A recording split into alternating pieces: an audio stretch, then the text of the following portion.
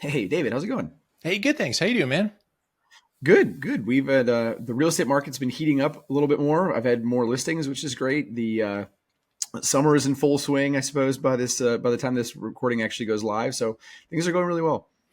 Yeah, I feel like summer starts a little later up here. Our kids aren't quite out of school yet, but it's starting to feel like that anyway. We're getting above freezing temperatures. I'll take that. So yeah, and the market's starting to thaw out a little bit too. We're seeing more people in my neck of the woods that are starting to be willing to sell, and so we're seeing more houses on the market. We've been able to buy a couple of houses to flip here for the summer. So I'm still sensing a little hesitation on both the buying and selling side with maybe not coming to market or maybe not willing to do price reductions or maybe not willing to offer really strong. Just seems a little hesitant here, but I'm curious how it is in your Mhm. world. Yeah, it's getting a little better. I think we've had a lot of lack of inventory, and that's getting Mm. better here in the spring. It didn't take off quite like I thought it was going to. I thought we'd see a lot more listings pop up, like we tend to here in Ohio in the springtime, but still more than it has been, which is good. We're out of the season in some areas of escalation clauses and craziness, but there are some markets here, like some local areas where listing goes up and within 3 days there's still 10 offers over asking price, and it can be crazy still. So it again, another proof that real estate is local, I guess. Yeah, and I think that's really good to keep in mind because it feels like there was a season not too long ago, say 2022, 2023, where a lot of the strategy was consistent or pretty consistent across the country with escalation clauses and waiving inspections and those kind of things seem to be going away in some areas, but still prevalent in others. And we're certainly seeing, at least in my neck of the woods, there's people that still think we're in 2022 and they're pricing super high and setting a highest and best deadline and saying as is and those kind of Mm-hmm. things, and then not seeing those houses move. And there's others that are much more effective in their strategy to get the house to sell, and they're selling right away. So I think the kind of market volatility, the shift in the market is creating some difficulty in getting those houses to the point of acceptance of an offer and then to the closing table. Yeah, I think a lot of it is coming down to negotiation and knowing the market, and, Yep. and having a good person in your corner to really be able to understand the okay, what is the market value of this property? What could it be ARV, or what is it as it sits today? Because without that, it can be hard to navigate. It just feels like list prices are more made up than they've always been. Like they're always Mhm. made up, but they feel more made up than they've always been. Yeah, with so much strategy behind that list price. Like one of the phrases that I heard recently is the biggest lie in all of real estate is the list price because I it's love that. That's really perfect. just marketing, just to get it out there in front of people and try to attract a buyer. So yeah, it feels like there's a lot with your realtor hat on you could probably say about that. We could probably do a whole show on that, right? It's probably true, yeah. And I guess I'll throw this plug in here too, just because I've been helping a couple of clients here this spring, and I thought it's a good time to mention it. If you are looking to buy a home, looking to buy your first investment property, we do offer a free service to help you get connected with either an investor friendly agent, if you're an investor, first time home buyer friendly agent, whatever you're looking for. You can go to realestaterph.com or yfprealestate.com. Either one of those sites will get you right to the concierge service. You can sign up for a free 30-minute call with me. We'll get an idea of what you're trying to do and get you connected with a really an agent that's going to fit what you're looking to do. So if you're thinking about this, listening to the rest of this episode, thinking, man, there's a lot to kind of navigate, we can help out with that if you're interested. No, perfect. Because I think that volatility really brings stress to pharmacist personality types in particular, because we're so used to the consistent, if I understand the rules, I can follow the rules, I can execute based on those rules, and I can do well at what I do. So the volatility seems to shake up a lot of people. And so, as much as we complain about that volatility in the real estate space, making it a little more difficult, I want to circle back to what Tim talked about on episode 403 and navigating that market Mm-hmm. volatility, because that's not unique to real estate. That's an issue with all kinds of investing in general, particularly when we talk about the market volatility and then the things that are really stressful, like those big market dips that can come out of nowhere. So for those that are struggling with that volatility and they're looking for what is the answer to that, for me is that diversification outside of stocks and bonds and index funds, or those seem like pretty reasonable questions right now, and we're hearing some of that too. Like, is real estate more or less volatile, or are there strategies to time the real estate market to limit the volatility? Or does real estate ever go down, especially if you've only been paying attention to the last couple of years? It seems like it's up and up and up, right? Yeah, and I'm glad you mentioned Tim's episode because that was sort of the driver for this episode. So if you missed episode 403, definitely recommend you go back and check that out. Um, this is not going to be the last time we have stock market volatility. Heck, as this episode releases, we could be dealing with it, right there. So it's something that I think is really relevant to investing in general, and something good to keep in mind. And again, if you are thinking about, well, real estate's different, like I don't pay attention to the stock market or vice versa, it's not something that always goes up either, right? You've got to have the long-term vision, just like you have in a 401k or in your Roth IRA. Like that long-term vision has to be there, or you're not going to set yourself up for success.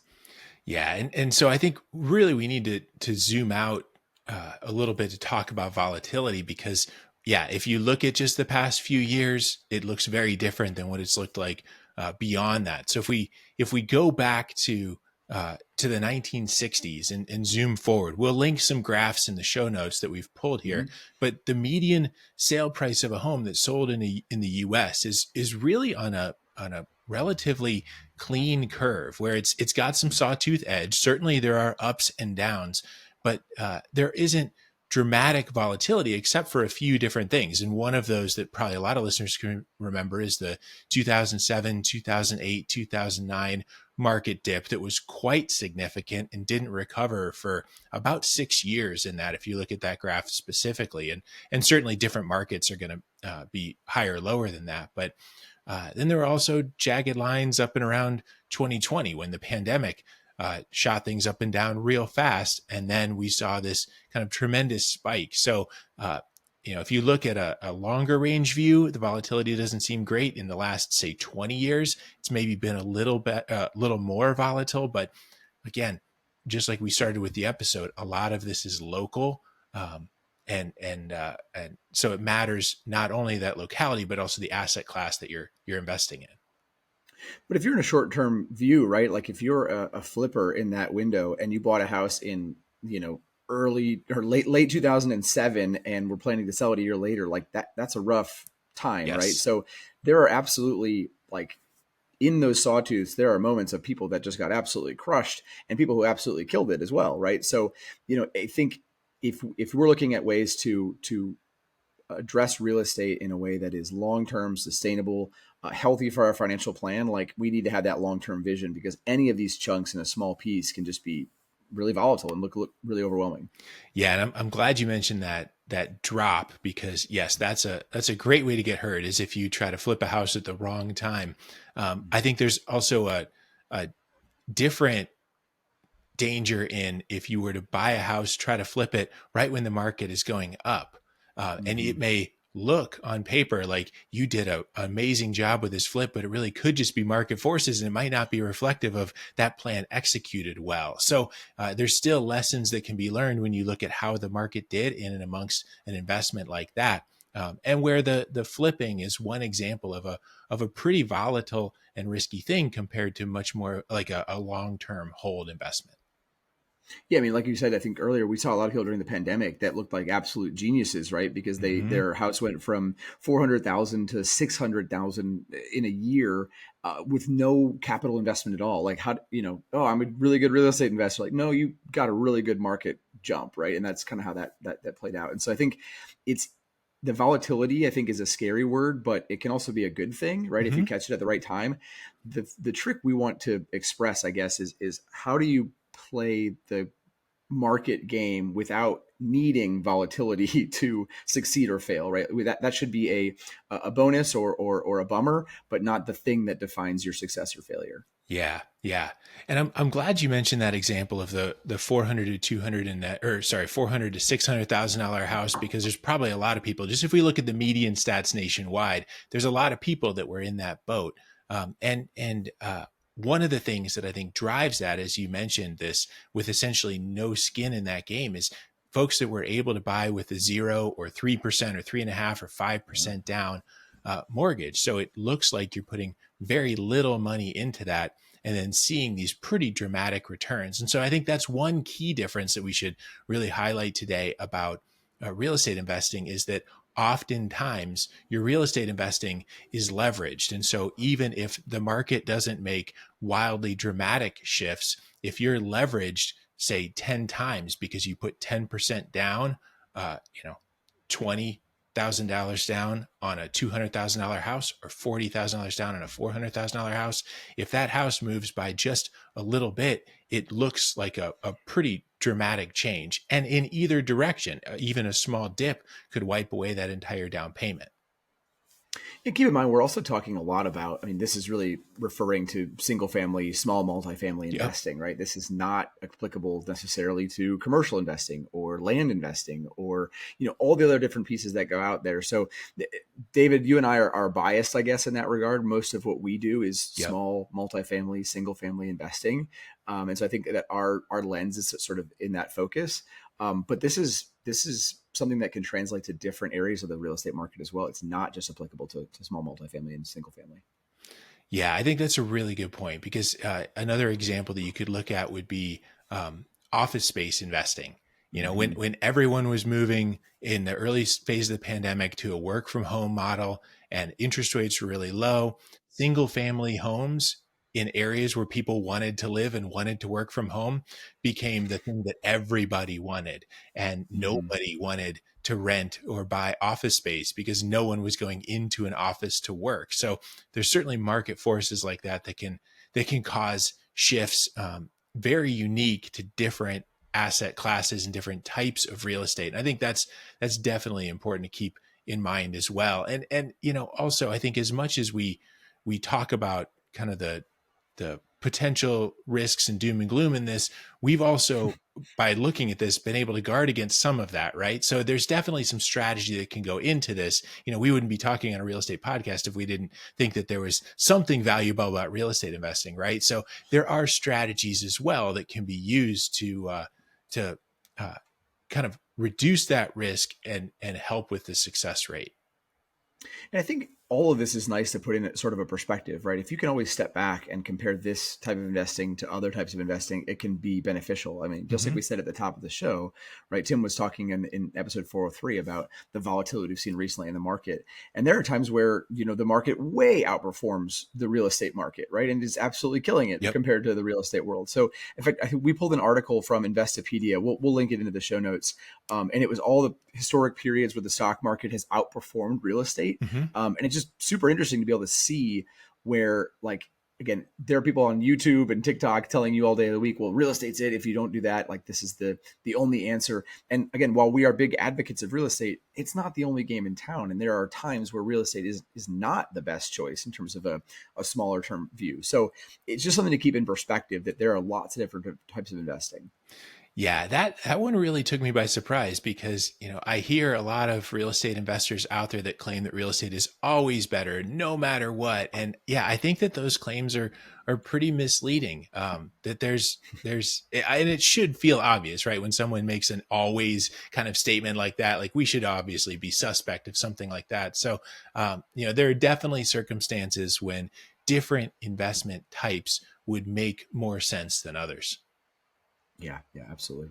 So I think now that we've made real estate either seem great or awful, depending on which parts you heard, right? I think we want we wanted to kind of dive into some of the other pieces of this and really kind of break down, what does that mean with volatility and growth, and like, where should I be putting my money and where should I not? And none of this, of course, is financial advice, but like, if you can understand the different pieces, then you can start to make a better decision based on what the volatility you are interested in or the volatility that you want to avoid is, right? And what those different aspects are.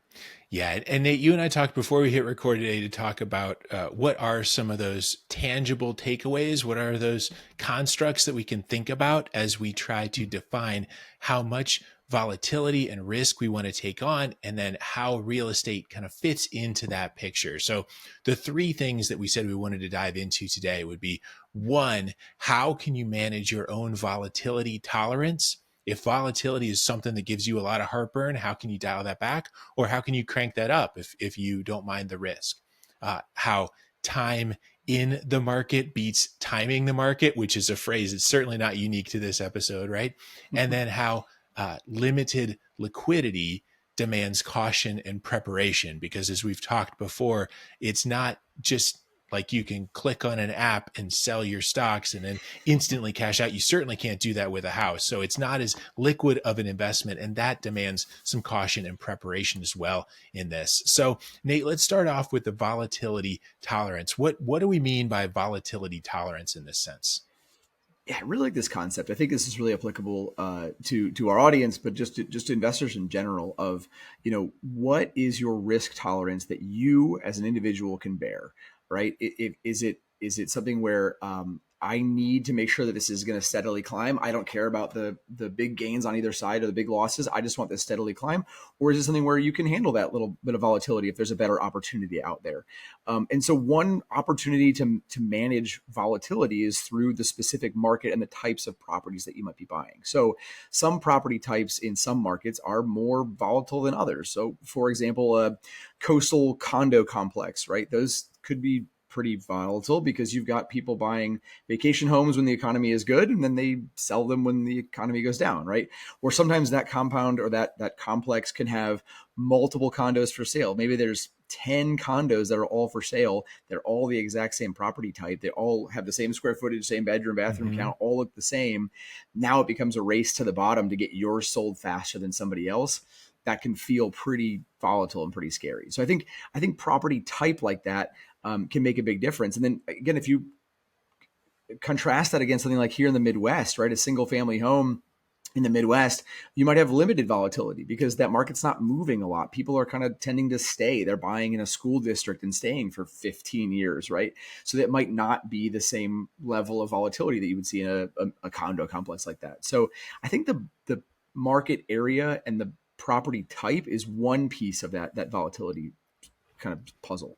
Yeah, that makes sense. That market and the type of property both seem like they drive volatility. And another one that we talked about before we hit record is how leveraged do you want to be in this situation? So if we take that Mm-hmm. coastal condo as that example, if it's a vacation property and you're going to stay there and you follow all the rules, like that's something that a lot of investors move in with just 10% down.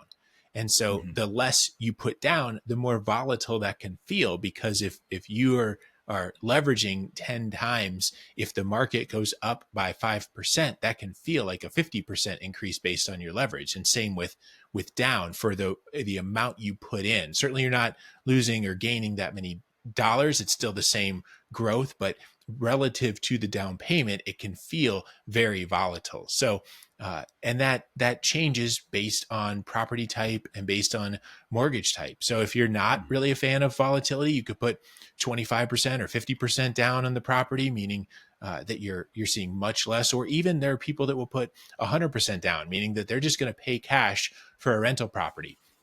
And I know like that may seem really odd to someone in LA that's listening right now, where you could possibly do that. But yeah, there are plenty of markets out there where you can buy a small rental property for $100,000 or $150,000. And some people may prefer to save up and do something like that, because when it's a free and clear house and there's no mortgage payment, there's a lot less headache if a tenant moves out. You don't have another mortgage payment to make.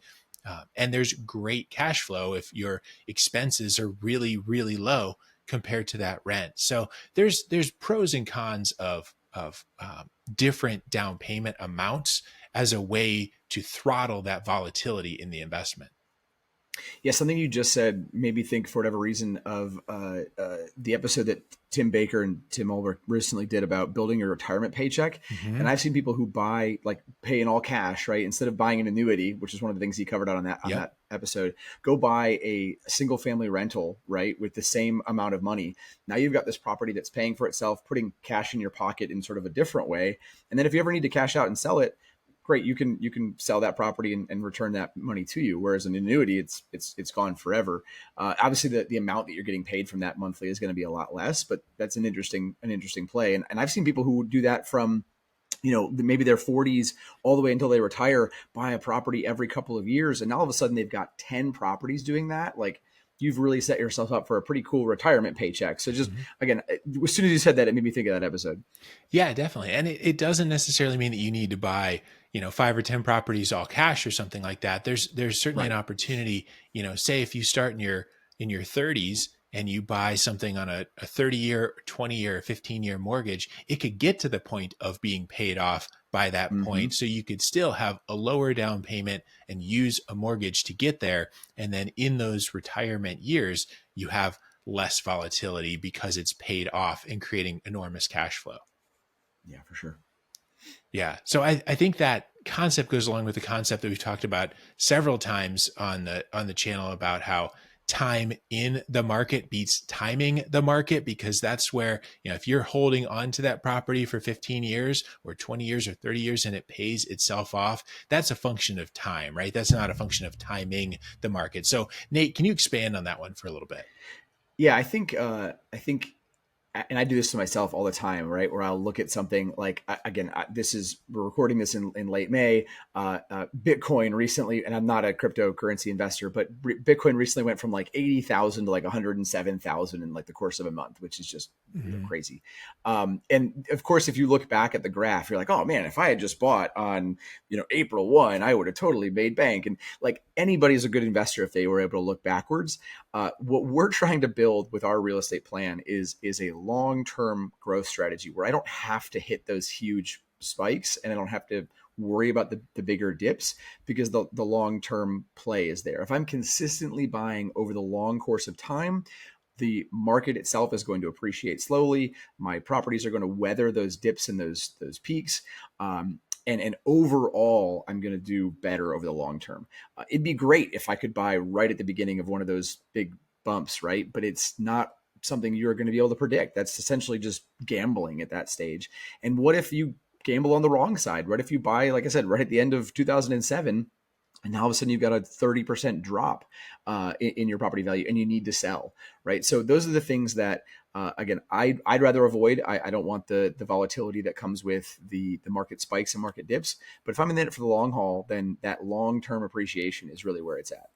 Yeah, totally agree. And I know you and I are wired pretty similarly with our conservative pharmacist brain to do things like that. And that's where, one of the things that we've talked about before too for real estate is that it is a real asset. You're buying a house. And so the likelihood of the value of that house going from whatever you bought it at all the way down to zero is pretty low. It's not going to be like Right. buying single stock of Blockbuster and then suddenly that's not worth very much anymore, right? So there are different levels of risk in buying one house versus buying one stock. And another way that that can be mitigated is then buying multiple properties over multiple years. So to your 2007 example, like if you were to have started buying houses right before 2007 and you say you bought a house or two and they dropped, but then you also bought a house or two every 2 or 3 years after that, Mhm. you'd see those houses later come back up. And so by just a routine kind of steady, almost dollar cost averaging kind of strategy, you could see some that do really well, some that do not nearly as well. But again, over that 15 or 30-year time, again, if folks are to click on and look at that graph, you can see that if you draw 2 points on that graph across 30 years, real estate, again, past performance doesn't drive future performance, those kind of things, but it looks like there are essentially no times on that graph where over 30 years real estate has gone down overall. And I think the thing that is true, no matter what type of investing you're looking at, none of the values matter Mm-hmm. for a second. None of the values matter as long as you're not needing to sell, right? So even if you had bought, like you said, 2007 and it's 2010, if your property was worth 30% less than it was when you bought it, but you don't need to sell it and it's rental is making a couple of dollars and putting it in your pocket and paying the mortgage, like, so what? I'll just wait. I don't need to sell it. And so it only matters when you're really ready to sell. Obviously, you need to have the proper insurance and all the other stuff that comes with that. But if you're not needing to sell and you're in it for the long haul, you can ride those dips, even if they are pretty significant, because you've got that you're building in, or you're lowering the volatility by building in that long-term plan. Yeah, definitely. And another way to potentially mitigate some of that risk, also rather than timing the market, if you're trying to maximize those returns, there's a couple other things that you and I have done that we've talked about and probably worth circling back to. And the first is buying houses at a discount. And so whether Mm. that's an ugly house that you can make pretty, we've talked about how you can't paint an index fund and make it worth more, but you could paint a house and make it worth more because it goes from ugly to pretty. There's sometimes some simple cosmetic things that you can do to really punch up the value of a house. Or you can buy something that might be a foreclosure with some damage and need some more significant work, and there might be even more upside on that. So there can be opportunities to buy houses at a discount, do some work, and punch up the value that way.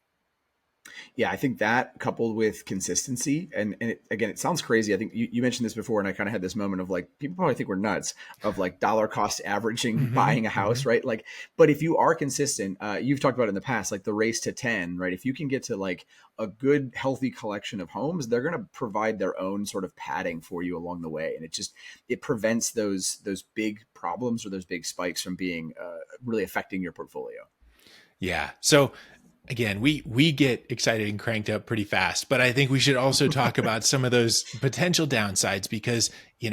an index fund also won't call you in the middle of the night for a repair, right? So there are some other kind of issues where the liquidity issue is there, and there can be some kind of buffer and safety that you do need to put around your real estate because yes, volatility is one risk that could be leveraged in a positive direction or scary in a negative direction. But this liquidity issue is also something that does need to be managed. Yeah, I mean, like you said, it's not something that you can easily sell quickly. And if you do get caught needing to sell a house in a hurry, like it can be something where you have to sell it at a discount, right? And that's not good investing strategy. Just again, just like if you had to buy the stock market and had to sell quickly and at a bad time, right? It can all be bad if you're not planning that out. So I think doing a good job to make sure like you have an emergency fund to handle property problems when they come up, or good tenant screenings to make sure that you're less likely to be in one of those sort of bad situations where you would need to sell quickly, right? And one of the other things that we talk a lot about is doing this from a position of financial strength, so Yes. that if something does go poorly with the house, it's not affecting your personal finances in a way where you're like, oh my gosh, now we only have one income and the house isn't well set up, so now we got to sell it to make sure. Like that's not the situation you want to be in. Build from a financial platform of strength, and then it will make everything else a lot easier. Yeah, and that's really important because we talk about those 15 and 30-year periods looking like a positive trajectory, but you could draw a whole lot of 2-year periods that are negative, right? So Right, for if you sure. if you are forced to sell, that can turn a real estate investment into a pretty bad investment. But if you can do things to help mitigate that risk of needing to sell because of big expenses, like another potential thing could be making sure that you are doing proactive property maintenance. So if you're routinely changing furnace filters instead of buying a new furnace every few years, or when you go in on day one, are you doing some of those big repairs so that you're replacing that roof on day one if it's kind of iffy, and then you don't have to save up and have a big emergency fund for something like a roof. Those things can be helpful as well. Yeah, I can tell you the number of times that it's not a small amount of the times where I've done like my every 6 month walkthrough of a property, and sometimes even like a video walkthrough of the tenant. Mm-hmm. And even on that, I'll catch stuff that I'm like, you didn't mention that like this pipe was leaking, and they're like, oh, we didn't think it was a big deal. We thought it always did that. It's like, no, we got to make sure we fix this now before it becomes a huge issue down the road.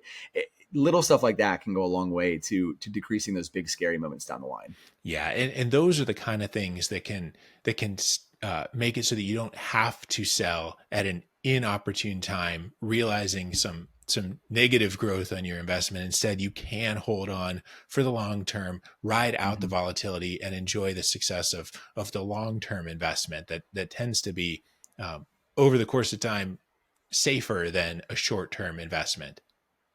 Absolutely. So, okay, with managing volatility, focusing on timing the market, planning appropriately for that reduced liquidity, all those things, how is that impacting what you're doing today, David?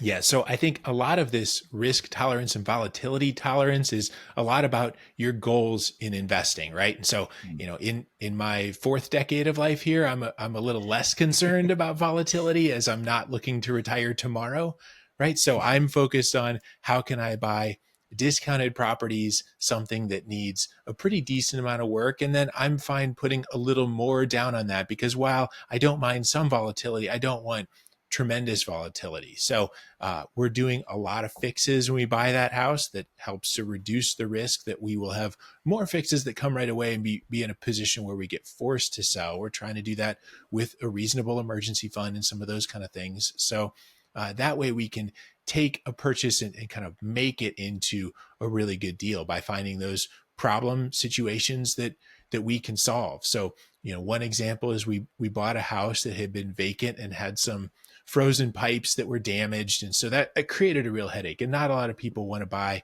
a house that has frozen damaged plumbing. So, Mhm. and that created an opportunity to solve a problem for the seller that didn't want to fix that, but just wanted to sell it.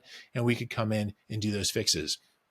Another example was a different vacant house that hadn't really been remodeled since probably the Clinton administration. And so we were able to jump in and do something to help that property look a little better and create some more value and some more interest among buyers. So by buying that house at a little bit of a discount, even if it's 90 or 95% of what it would sell for fixed up, if we can make that 5 or 10% on our investment just right up front by buying something discounted, that helps. And then that 25% down mortgage on either a 15 or a 30-year mortgage, hopefully we'll see that strong growth and it'll be paid off kind of into those retirement years. So what about you? Yeah, I mean, at this stage, we're in a spot where I'm looking for properties that I want to keep for the long haul. And they're different types, right? It could be a single family rental. It could be a short-term rental that makes sense because we're going to use it as a vacation house. Like I'm not interested right now in properties that are a quick flip, right? Where I can buy it, fix it up, turn it around and sell it. For the market I'm in, I've seen enough of those go wrong right now that it's just not where we're Mm-hmm. playing. I think for us, I like value properties that I know are going to be there for the long haul, where it's in a great location. I think the Midwest is primed to boom in the next decade or so, and so I want to play into that. Like I want to ride that wave that I think is coming and hold these properties for a long period of time. So that's sort of our plan right now. Like you said, I think if I was to land on any one of these, it's the time in the market rather than timing the market. That's where we're at right now. The property type is not as important to me. It's as long as it's a good value and it's something I can keep for a long time. Okay. I'm curious too about like a smaller down payment on a short term rental versus a larger Hmm. down payment on a longer term rental. Any of that factoring in for you? Yeah, I think that as long as so there's more volatility in something like a short term rental, and we've been looking at some of these where it'd be a vacation rental property, right, with only 10% down. And I think the scary thing on that for me is that you are building a lot less equity, and so you have a lot less room to make an error, right? If I Mm-hmm. buy too high or if the market dips and I need to sell, it's going to be a problem. That's why, like we said earlier, the plan is to hold this for a long period of time and not need to sell. And Mm-hmm. so as long as it's doing well enough to handle itself, and again, when I'm doing my math on these, it's looking at what do I need to break even first, right? Yep. Just so I can feel confident in that. And as long as those numbers feel good, then I can move forward, right? That's kind of how we're approaching it. Because again, the long term hold of those is more interesting to me, and so I'm not that worried about the limited equity I have up front and something like that because I'm gonna hold it for a long period of time.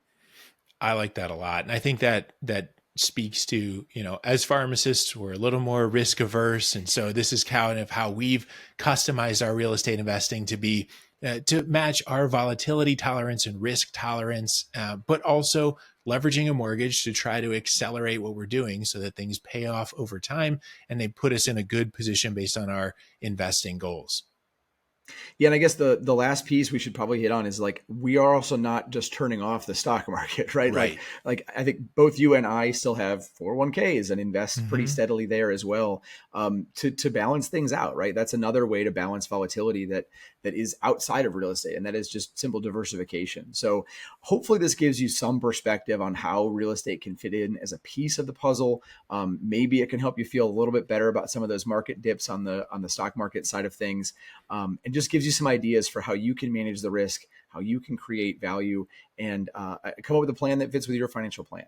So hopefully that's helpful, guys. And if you want to talk to us more, please reach out. You can reach us at yfprealestate.com. You can go to the YFP Real Estate Investing Facebook page. I'd love to hear how you guys are weathering this, or comparing the stock market investing versus real estate investing. Just see what everyone's take is on that. So please join us and reach out.